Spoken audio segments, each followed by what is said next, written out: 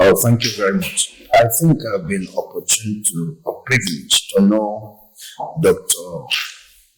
Abel Damina and Dr. Paul Enenche way back, as far back as 1994 was the first time I think Dr. Paul Enenche came into the picture of Dr. Abel Damina. And as at the time Dr. Paul came into the picture, he was already a man of God in his own right. I have a particular handbill where Dr. Paul featured as a guest speaker. Yes, he was already a guest speaker. That was in 1995.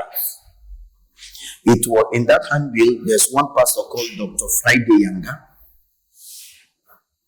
in 1995. So Dr. Paul came into the picture as already a minister of the gospel, fireful and vibrant, that often attends the conferences that Dr. Abel organizes. There was this just prayer conference that was going on then, that Dr. Paul comes around.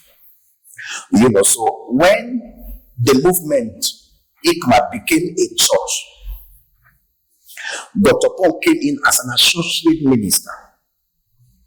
Sometimes he goes around preaching, you don't get to see him on the Sunday. If he's around at just, he comes into the service.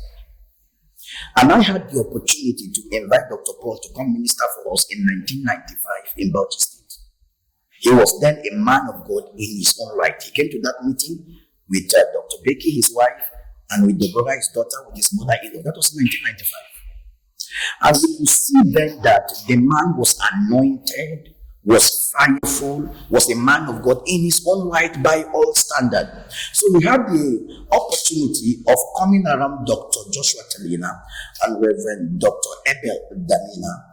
And obviously, I must say this, obviously, it was very clear, very apparent that it was different. It was different from us in so many ways than I can mention here. It was different in his lifestyle. It was different in his approach to ministry. It was different in his morality.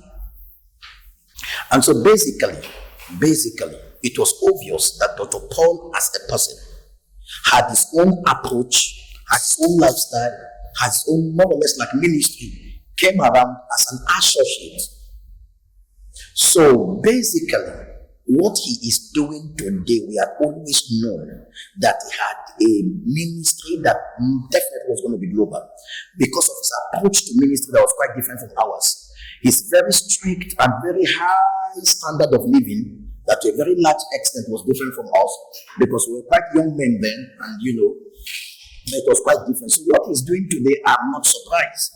And if Dr. Abel is laying claim to having, trained or probably ordained Dr.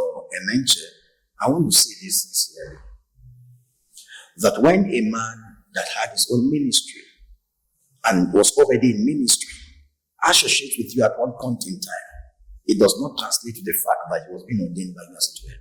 It's just like saying that John the Baptist called Jesus into ministry. On transit to the mountain, he had an opportunity to meet John the Baptist, but obviously you could know that Jesus was called for a purpose. So whatever we see today, I think Dr. Paul Enenche had it, and he was very intentional about it while he was with us. And today we can see the evidence of what God is using him to do. I must say this with all sense of sincerity, that Dr. Paul Enenche at the moment is one of the greatest voices we have in the body of Christ. And for me, I think he is more or less like the current father of our faith. Because whether we like it or not, the older generations are certainly going to, I won't say face out, but he is one of the current father of faith that we now have, that the generation, my generation of ministers are looking up to, because of what he epitomizes.